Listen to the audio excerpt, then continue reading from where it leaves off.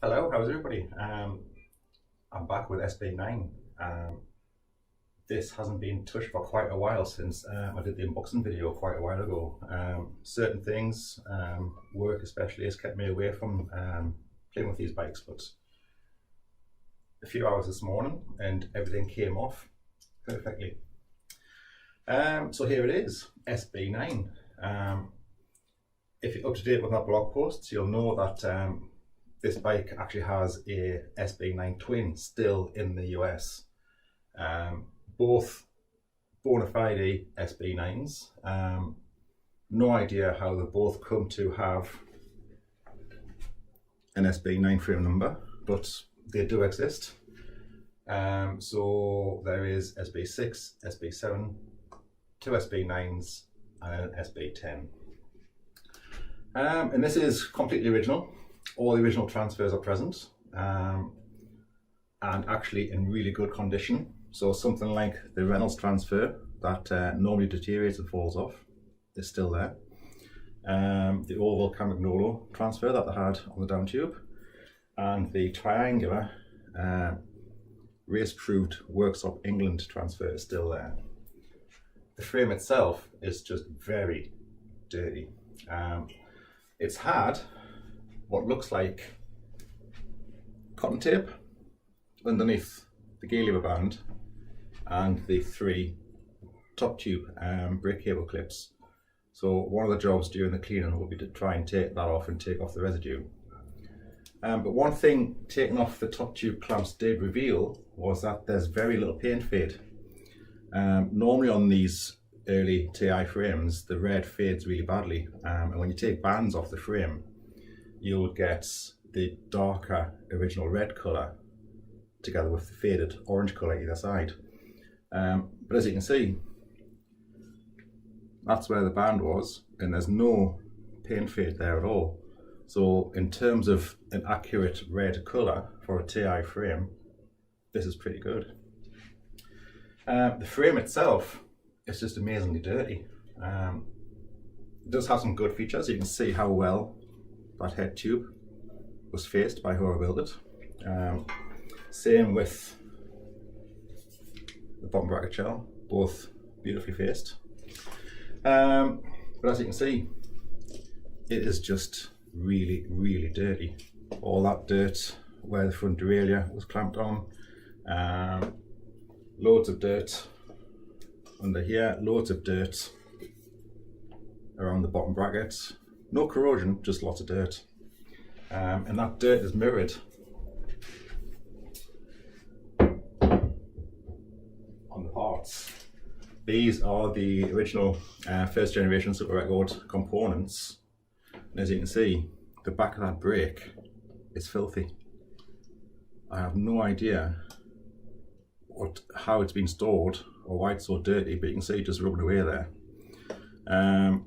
Because this bike hasn't had much use. You can see on those brake blocks, there's hardly any wear on those brake blocks. So how it's got so dirty, I don't know. Little treats like the first gen Super Record derailleur. This one is the Patent 73. Cranks are stamped with the 4 in the diamond, so 1974.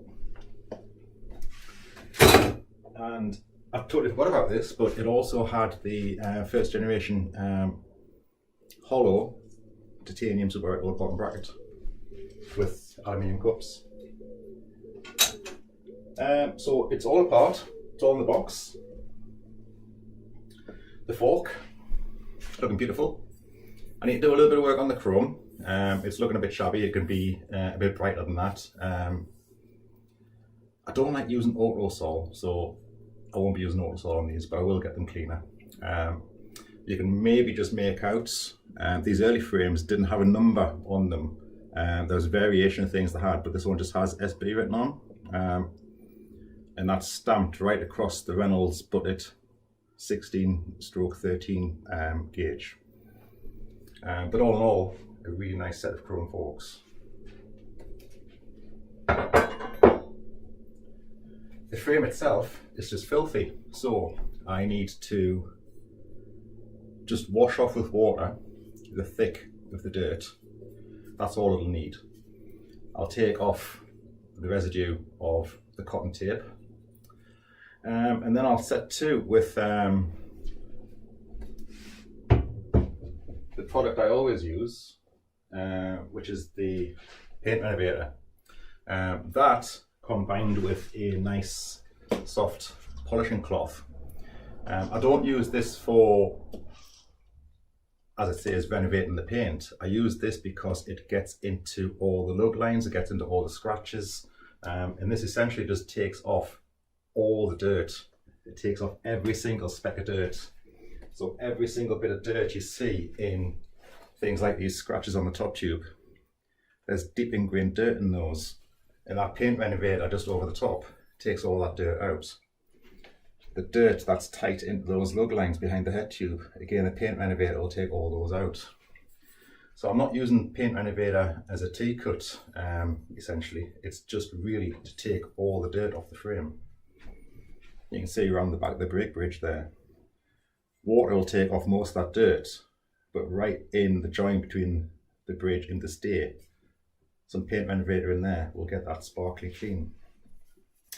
And it's this case of taking it gently over the transfers, rubbing it hard into the areas where the lug meet the tube, and that's about it. There's no real magic to it, but I will do it on video so you can see the transformation from dirty frame to clean frame.